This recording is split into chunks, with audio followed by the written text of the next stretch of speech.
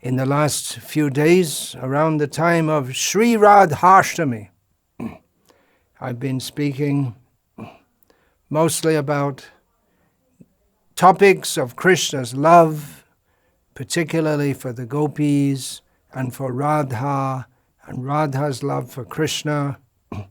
Very high topics. Now I'm going to resume speaking on Vishnu Sahasranama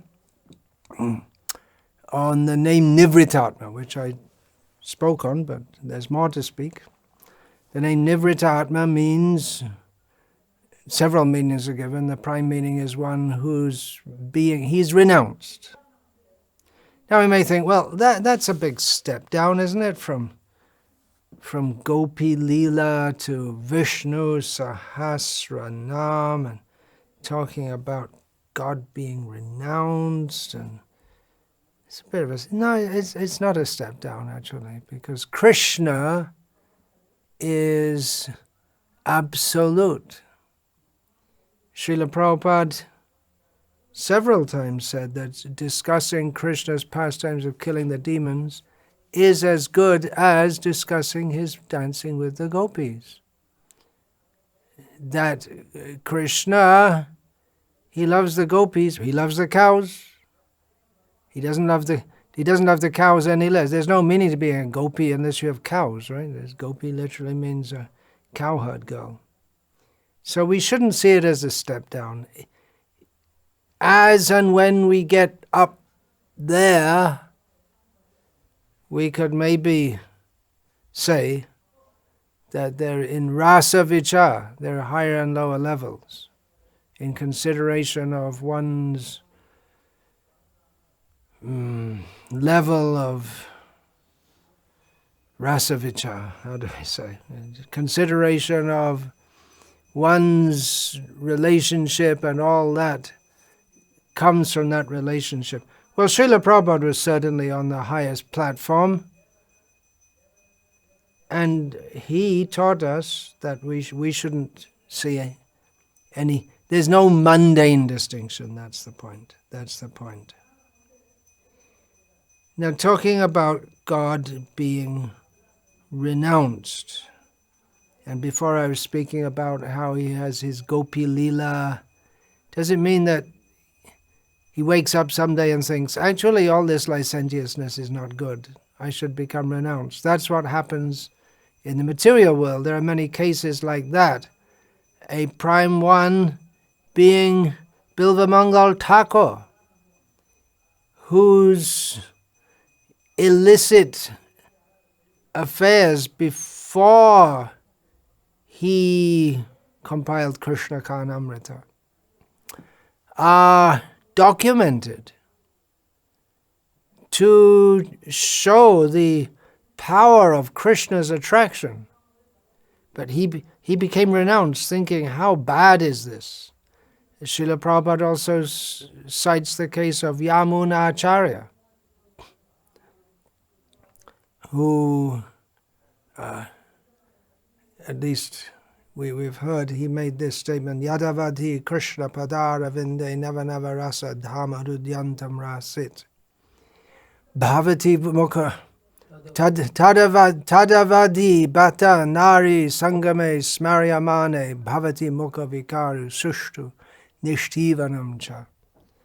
Srila Prabhupada explained that formerly he was a king enjoying the opulences of kingly life, which includes enjoying beautiful women. But he says that having now attained the ever-increasingly new rasa, the enjoyment of Krishna, of being in Krishna's service, that when I think back to how I used to enjoy in the association of women, I become disgusted and my lips curl with distaste and I spit at the thought.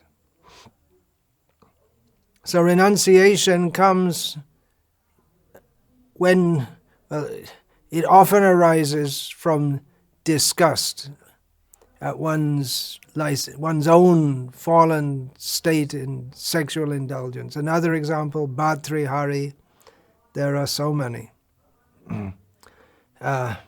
It's a standard thing. Even if one is not very lusty and licentious, it may arise. An example is given of Bharat Maharaj in that regard, who he wasn't lusty. We have no description of him being lusty and licentious, but he gave up his kingly position with all its opulence and pleasure. He renounced that for the sake of being Krishna conscious. So does it mean that Krishna, he has his gopi leelas and then he thinks, actually this isn't good. I'd better renounce. I'd better go and become my Narayan Rishi avatar. Is it that he becomes good? Like there's these rascal, what are they called? Brahma Kumaris. They say that and maybe Jains also say that before them, that Krishna, he did so many bad things, but next time he'll come, he'll be pure. This is rascaldom. Actually, it's rascaldom. Everything he does is pure. Krishna's renunciation is not on the platform of our renunciation. He doesn't have to realize anything. As Srila Prabhupada often mentioned, it's not that he became God by doing meditation. There are foolish people who propose that, well, you do meditation and then you realize that you're God. But Srila Prabhupada pointed out that even as a newly born baby, Krishna showed that he was God. For instance, the first instance was appearing in a four-handed form, and then in Vrindavan killing Putana, which even great demigods could not imagine doing. So Krishna is always God. He doesn't have to realize it. He doesn't have to renounce anything. His Gopi Leela is the essence of his very being and of his godliness. It's not that in Vrindavan Krishna stops being godly. He takes a break from being godly, the Dr. Jekyll and Mr. Hyde thing. He runs out the door and goes and does some illicit activities, and then he goes back to being respectable. It's not like that. Madhurja Bhagavata Sa, his sweet pastimes and his sweetness, that is the essence of his godliness, the very essence of his being. Now, some people say, now, come on, God's got to be better than that. I mean, we'd, on our platform, on this world, very low-class people, they go to prostitutes and they indulge in fornication and adultery. But even respectable people of this world don't do it. So what to speak of God? You can't say that's God. God's got to be better than us. I'm a very moral person if I just have one wife and I don't misbehave with other women. That's very much so. At least God should come to that standard, we may think. Well, that's why we don't go to the Gopi Leela immediately. We have to, even Vyasadeva in presenting, Shukadev presenting the essence of everything to Parikshit, he didn't immediately state it. He first spoke of renunciation. He first spoke of the worthlessness of sex life, Shukadev, to Parikshit, of material attachment in family life. Those are the very first words he spoke. Griheshu grihamedinam, deha patyakala tradishu, all these things.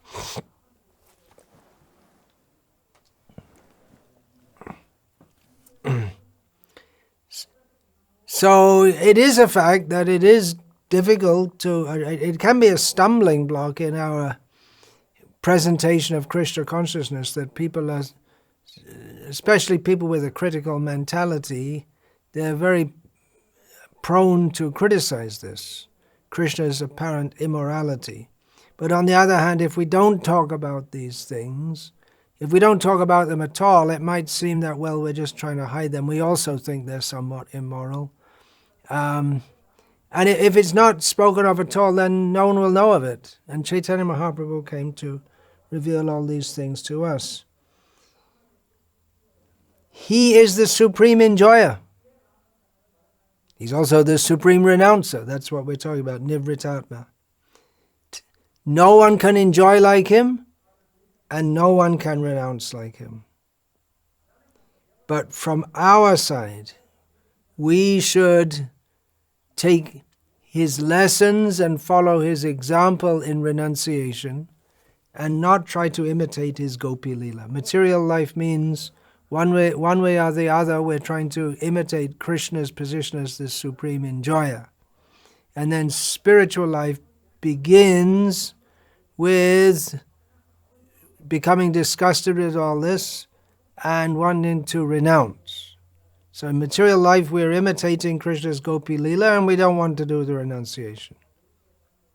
And spiritual life means that we at least theoretically give up the prospect, or at least we understand mentally that the prospect of enjoying this material world is the cause of bondage within it. Therefore we should renounce that desire and perform activities of renunciation so that we can become free from all material desires. So Krishna comes to show that as Narayan Rishi and in other avatars also.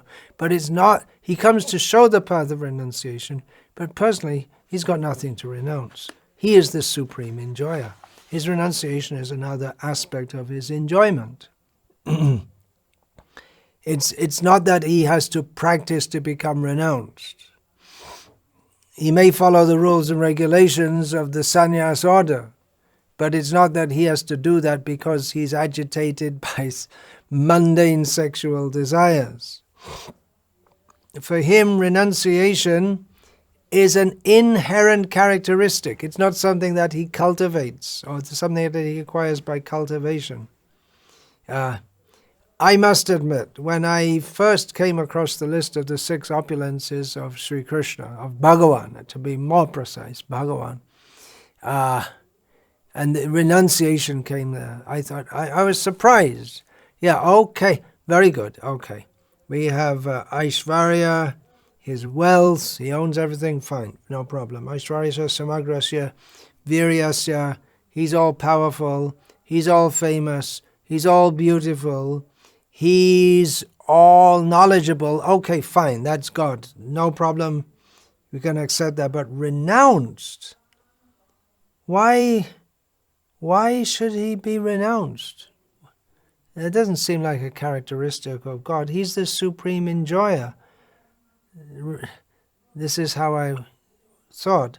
Renunciation is required for those with a false enjoying tendency.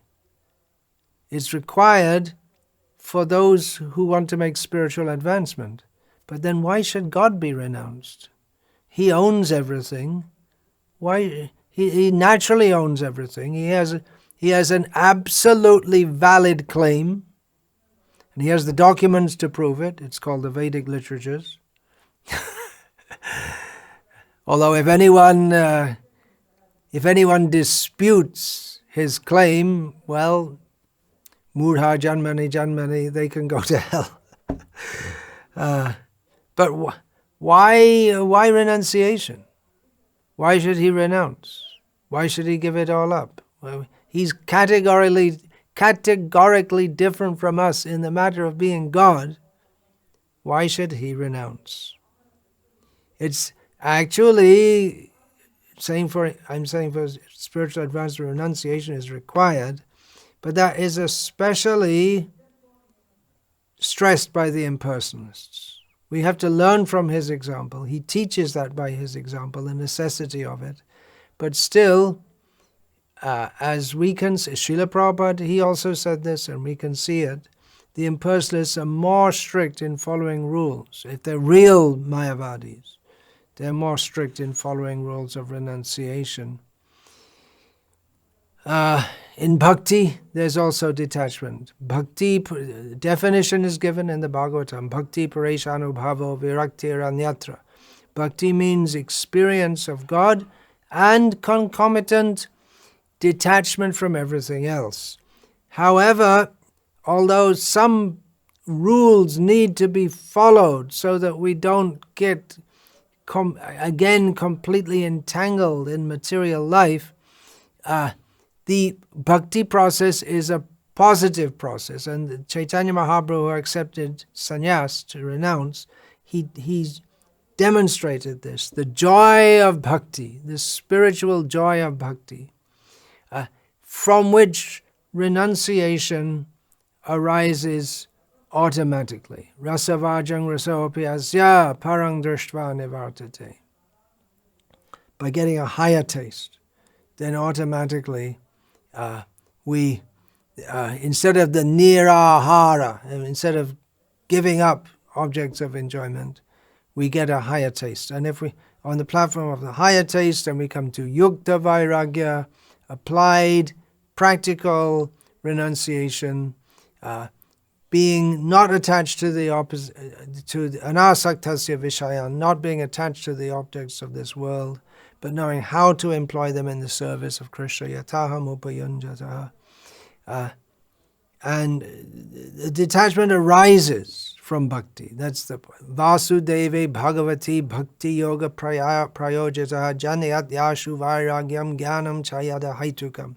By performing unalloyed devotional service, unmotivated devotional service to Vasudeva, the Supreme Personality of Godhead, knowledge and renunciation automatically arise. They are the children of Bhakti Devi, as we learn from Padma Purana. They're the offspring. We learn from the Bhagavat Mahatmya of Padma Purana. They're the offspring. They're the natural offspring of devotion. So in bhakti, the stress is on attachment, not detachment. We're discussing Nivrttatma, the Lord who is detached, but in bhakti, the stress is more on attachment. And definitely in Gauriya Siddhanta, the stress is, I was just saying, there's no mundane distinction, higher or lower, but definitely there's more stress on Krishna's Vraja Leela, his Gopi Leela, than on his Narayan Rishi Leela or his Rishabdev Leela. Although actually you'll find the great Gauriya Acharya of the present time, Srila Prabhupada, he would talk about the need for rules and regulations according to our need. But in the writings of the Acharyas, where we have to aim high, we find the strong attachment of God, his strong attachment of the Supreme Lord to the gopis. And actually we'll find throughout his commentary on Vishnu Sahasranama, Parashara Bhatta has stressed throughout on the Bhakta Vatsalya, the attachment of the Lord for his devotees. So we laud him more for his attachment, or we stress on that, more than his detachment. Although he is detached, that has to be seen. He's detached also. But his attachment, that we can also learn from him. We should learn detachment. Don't be attached to anything in this world for the sake of sense gratification. But we can learn from his attachment. His attachment to young girls. Well, that can be seen in this material world. What can we learn from that? Well, we can learn, Rupa Goswami teaches us, extracting from, again I believe, Padma Purana, Yuvatinam yatha yuni, yunang cha yuvato yatha, mano bhiramate tadvan mano me ramatam twai. So this is an example given that young boys have a natural attraction to young girls, and young girls have a natural attraction to young boys. So I am praying at your lotus feet that my mind may become attached to you, Krishna, in the same spontaneous way. So we can see, just see how the young boys are attached to the young girls. Among the birds, you'll find they mate monogamously. Sparrows, crows, swans famously. swallows. It's one and one male, one female. They come together. Natural attraction, natural affection. So seeing that, we may think, well, may my attraction and affection for Krishna be spontaneous. So then where's Nivrttatma? He's detached. Where's the detachment? He's everywhere, he's all pervasive, but he's not attached to anything in this world for enjoyment because he has a higher taste. He is attached to Radha. He's madly in love with Radha. So what does he care for anything else? Well, he does care for his other devotees also. Sometimes people in love, they cannot even eat. They're so much consumed. Instead of consuming food, they themselves are consumed by feelings of love.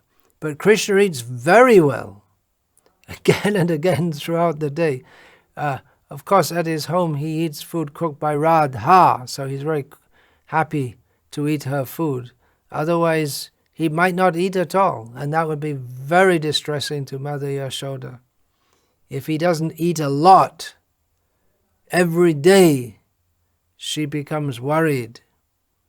As mothers generally are like that.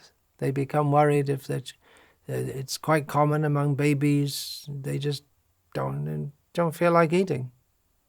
You have to induce them to eat. At least that's in the West. Maybe in India also. I don't know. I didn't have kids, so I don't know. So this idea will become strongly attached. So that we can learn also. Be strongly attached and automatically strongly attached to Krishna and strongly detached from everything else. We can take another example. I was just talking about sparrows and crows, how they're attached, the male and the female. We see a certain type of detached people in this present age. Also, they're detached from everything else because they're so attached to, for instance, computer games, and they'll spend all day, all night. They don't want to eat, they don't want to sleep, they don't want to urinate. They'll go on and on and on for hours and hours playing computer games. They're addicted to it. Can we chant japa like that? Oh, if we had that kind of taste for chanting Hare Krishna, that we become completely detached from everything else. We should have that. We should aim for that, right? Addiction for Krishna.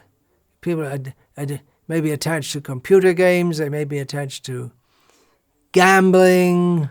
They vow, I'll never gamble again, and the next day they're back in the whatever it is, the bingo hall, losing money. An addiction, it takes over the mind. It's as if one is powerless. A person who's addicted to a strong drug like heroin, they may kill their own mother if they see it as necessary to get her jewels to sell them so they can buy heroin some more. They can't think rationally. They'll do anything. Their whole mind is consumed. I have to get money to get that drug. If I have to kill someone, I have to do it. They're just completely overtaken. So this way, if we can perform our bhajan, have like a thirst, so just a deep thirst, same thing. It's where I am now in South India, very hot at the present day. Very, very hot. And if you don't drink water for some time, you're going to feel such a thirst, and you more and more, you can't think of anything else. Gotta drink. And there's your whole thought becomes consumed like that. So that we should have that thirst for serving Krishna and chanting the holy names. And we have to think also, that, am I doing this? Am I chanting Hare Krishna? Even if we do get some taste for chanting, we can think, am I doing this because it makes me feel happy? Or am I doing it because I want to make Krishna happy by doing it? If we think, I'll do it for my own happiness, well, that's a good start. Chant Hare Krishna and be happy. Srila Prabhupada, he gave that motto. But really the mood should be selfless. Radha teaches that. We cannot attain the position of Radha, but we can imbibe her mood of selfless service. Ashlishava padaratam pinashtumam adarshanan marmahatam karotu va yatatata va vidathatu lamparto mad prananatas sa eva naparaha. Selfless service. You make me happy by embracing me, very nice. If you make me broken-hearted by not being present before me, or you cruelly trample me under your feet, not very nice, but whatever way, I know you're a debauchee, you'll run off to other girls, whatever way, you are the life of my life, that's it. No questions. Foolish, from material point of view, yes. That's gone beyond the level of mundane logic, the gopis. From the platform of thinking coolly, rationally, what is proper, what is not proper, what is for my benefit, what is not for my benefit, far, far beyond that is the platform of how the gopis are serving Krishna. Even the high transcendentalists, they're left far, far behind. Swarasaki Siddhi Braja Gopiyadan Paramachanchala Sati Jogiradhayan Nirvisheshagyan. Nirvisheshagyan Jogiradhayan Ekani Napai Stiti. Even the high class yogis, they cannot even begin to enter that platform of the gopis' personal services to Krishna. Is their inherent, natural, loving propensity to love Krishna, which is the wealth of it's the wealth of their lives, which is simultaneously seemingly very cunning and moving like a lightning cloud and indefinable, and at the same time very, very chaste to Krishna. And the great yogis and impersonalists, they cannot even begin to understand such things. They're completely on the platform, let us please Krishna. So that's a very, very, very high platform, but we can incorporate that into our very being. And then our Krishna consciousness really takes off when we really think, as Lord Jesus Christ prayed in the Garden of Gethsemane the night before his crucifixion, thy will, not mine, be done. Or an even higher platform, I don't have any will of my own. What is that Bhakti again sings? Nija sukha lagi hetu charya. I don't remember exactly, but he said, I've given up all plans for my own happiness. Bhakti Vinoda bale tava shuka sha. The Bhakti Vinod says that your happiness, Krishna, that is the essence of my life and my being. So, this is the platform. Chaitanya Mahaprabhu taught the mood of complete renunciation. Na dhanam, na janam, na sundarim, kavitam, va jagadisha kamaye, mama janmani janmanishvare bhavatad bhaktir haituki tvai. I don't want the things of this world, wealth, fame, money, all these things, followers, adoration, distinction.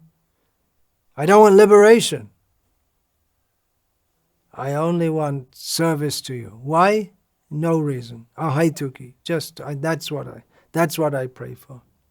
Absolutely surrendered. So we should, this is it, be detached from everything material and attached to the service of Krishna, Radha and Krishna.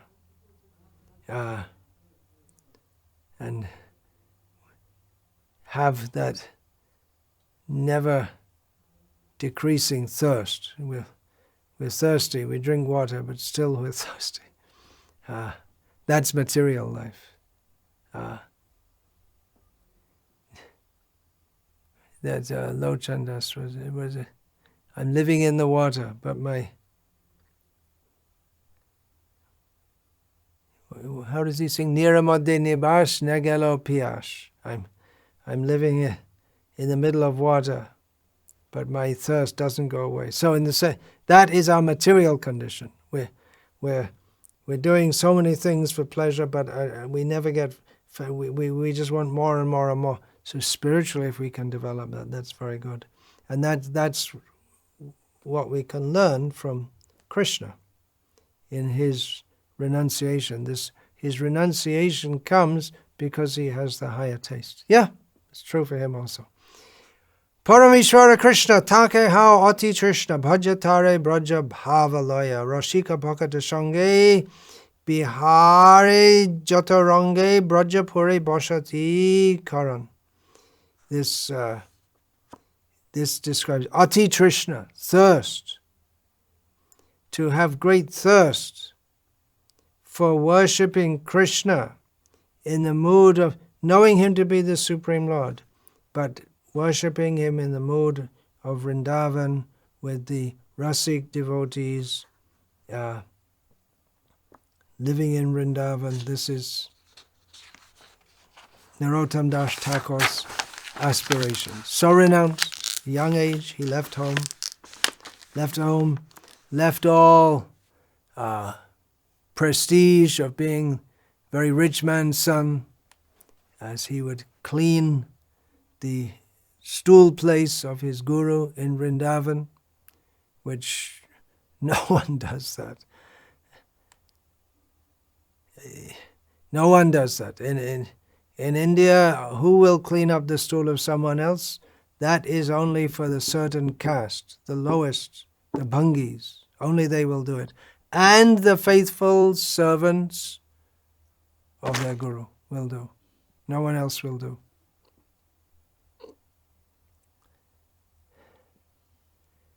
Paramanagara Krishna. That's Paramanagara Krishna. Tahe Hawati Krishna. Worship him with thirst. So this renunciation that goes simultaneously and is subordinate to Krishna's love, his attachment, Krishna's renunciation. As I said, it was unexpected for me when I first came across this Aishvarya, Samagrasya, Virya, all these but renunciation, it was a surprise for me. He's supreme. Mata parataram nanyat kinchid asti dhananja. Nothing, no truth higher than me. But mai sarvamadang protam sutre manigana iva. There's no truth higher than me, but he's hidden. The pearls cannot be held up without the string. So he gives the example, he's like the string, quietly holding everything up. No one praises, oh, what nice string you have around your neck. They say, oh, you have nice pearls around your neck. But actually the pearls are resting on the string. The whole material cosmos is held up by Krishna. And he is much more than everything in the whole material creation put together. It's ekang shena stito jagat. With just a tiny fragment of his glories, he maintains the whole, everything. So how great is he? Maya tatamidang sarvang jagadavyakta murtina matsthani sarva bhutani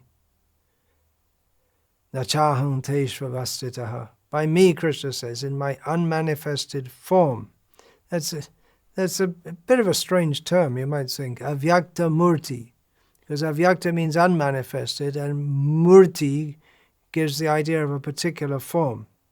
So by me and my unmanifested form, this entire universe is pervaded. All beings are in me, but I am not in them. He maintains everything, but at the same time he's detached.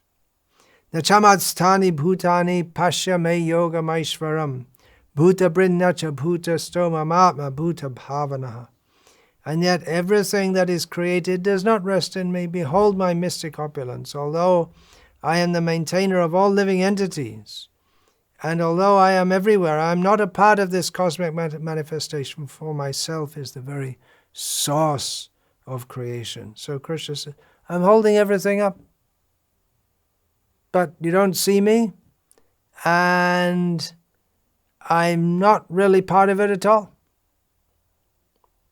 More verses from Gita, by which we can understand how Krishna creates, maintains, and destroys everything, but at the same time he's detached from it all.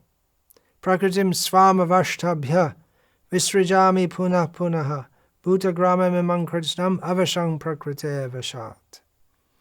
The whole cosmic order is under me. Under my will it is automatically manifested again and again, and under my will it is annihilated at the end. So, okay, Krishna's in charge, right? But the next verse, Nachamang tani karmani nebadnanti dhananjaya udasinavadasinam asaktang teshu karmasu. O Dhananjaya, conqueror of wealth. You conquered wealth? Well, it's all made by me. O Dhananjaya, all this work cannot bind me. I am ever detached from all these material activities, seated as though neutral. He's detached. He's everything, not a blade of grass moves without the sanction of the Supreme Lord. Not a blade of grass even exists without the sanction of the Supreme Lord. But he's detached. I'll read from the purport to this verse, Srila Prabhupada's purport. One should not think in this connection that the Supreme Personality of Godhead has no engagement. In the spiritual world, he's always engaged. In other words, he's detached from this material. He glances. Saikshata. He glances over the material world and brings it into being. He's detached from it. But Srila Prabhupada writes, in his spiritual world, he is always engaged. In Brahma Samhita, it is stated, Amaramasya tasyasti prakritya na samagamaha. He is always involved in his eternal, blissful spiritual activities, but he has nothing to do with these material activities. Material activities are being carried on by his different potencies. Now, I'm going to quote a verse which Srila Prabhupada quotes more than once in his Gita purports, from Shvetashvatar Upanishad, which he doesn't quote here, but it fits right here, so I'll quote it. Natasya karyang karanang cha vidyate natatsamaschabyadikascha drishyate parasya shakti vividhaiva shruyate swabhaviki jnanabalakriyacha. The Supreme Lord has nothing to do. He's not bound to do anything. No one is equal to him. No one is seen. It's not possible to have anyone equal to him or greater than him. Chavidyate, natasya karyam, it is understood that he has no work to do. It is seen that there is no one equal to him or greater than him. Parasya shakti vividhaiva shuyate. It is heard that that he has various energies, and those energies are his automatic inherent energies, the energies of, or the potencies of jnana, knowledge, bala, power, strength, and kriya, activity. So continuing Srila Prabhupada's purport here, The Lord is always neutral in the material activities of the created world. This neutrality is mentioned here with the word udasinavat. So this exactly fits with Nivrttatma. He's detached. This neutrality is mentioned here with the word udasinavat. Although he has control over every minute detail of material activities, he is sitting as if neutral. The example can be given of a high court judge sitting on his bench. By his order, so many things are happening. Someone is being hanged. Someone is being put into jail. Someone is awarded a huge amount of wealth, but still he is neutral. He has nothing to do with all that gain and loss. Similarly, the Lord is always neutral, although he has his hand in every sphere of activity. In the Vedanta Sutra, it is stated, Vaishamya Nayagrinye Na. He is not situated in the dualities of this material world. He is transcendental to these dualities, nor is he attached to the creation and annihilation of this material world. The living entities take their different forms in the various species of life according to their past deeds, and the Lord doesn't interfere with them. And that's another way he's detached. That the living beings, they go on with their material life, they get their fruits, and he's upadrashtanumantacha. He oversees it all. He gives, he allocates through his agencies that you get this body, just like the High Court judge, he made this one be hanged, this one be awarded wealth, but he's detached from it all. He oversees it all, he's detached from it all. Okay, all these points could be elaborated much more. Just going through relatively briefly. And now another Gita verse demonstrating Krishna's detachment from everything. Namam karmani, not from everything, not from Radha, not from Arjuna, not from his even most neophyte devotees, and actually not even from the jivas. He does feel for them, but in his role as the overseer of the material world, he's neutral and detached. So anyway, this is again from Bhagavad Gita. Namam karmani limpanti name karma pale spriha. Iti mam yo bijanati karma bhya na sabhadyate. There is no work that affects me, nor do I aspire for the fruits of action. So in this way I've been reading from Srila Prabhupada's writings about the detachment of the Supreme Personality of Godhead. Now you might think, well, Srila Prabhupada doesn't write. We don't see much about it in his books, but actually it is there. Just we have to dig it out. You have to be an expert minor geologist of Srila Prabhupada's books. Everything's in there. Everything we need for our perfection of spiritual understanding. But we may need to dig a bit to find out, to find everything. All right, so I've found some more. There are many more in the books about the detachment of the Supreme Lord. And Krishna willing, I'll speak on this more in another session. So, although 3 times already spoken on Nivrttatma, and this time speaking 2, and then the next 3 sessions.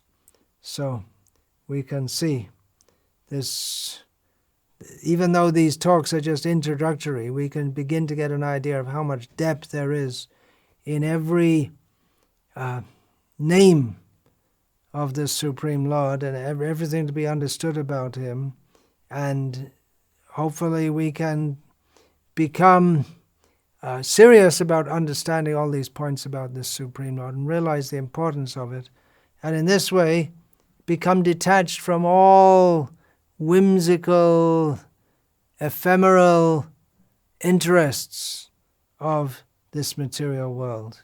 It's no small thing to understand God. It's not a part-time job. It's not a hobby, as Narayan Rishi shows, as Rishabdev shows, as so many great transcendentalists have shown throughout the year. If you really want to get God, it's all or nothing. Mam ekam sharanang vraja. Savadhaman parityaja mam ekam sharanang vraja. Oh, so everyone has to take sannyas? Well, we can ask Bhaktivinoda Thakur. It's an amazing paradox how someone who was so active in the material sphere was also completely God intoxicated, showing an example for Grihastha devotees also. So, I'll leave it there for now. All glories to Srila Prabhupada. All glories to Bhishma Dev, the speaker of Vishnu Sahasranama. All glories to Lord Sri Krishna, in whose presence he spoke it. All glories to Yudhishthira, who prompted him to speak this. Ananta Koti Vaishnava Vrinda Ki Jai. All glories to all the innumerable devotees. Vancha kalpa tarubhyascha kripa sindhubhya evacha patitanam pavanebhyo vaishnavebhyo namo namaha. Dante nithaya churnakang padaya nipatya kritva chakaku shadametaraham ravimi. He sadhava sakala eva vihaya durat gauranga chandra charne kurutanuraga. Parivadatu jano yata tata va nanumakaro navayang vicharayama. Hari rasamadira madati mata bhuvi vilutama nartama nirvishama. Hare Krishna, Krishna Krishna, Hare Hare, Hare Rama, Rama Rama, Hare Hare.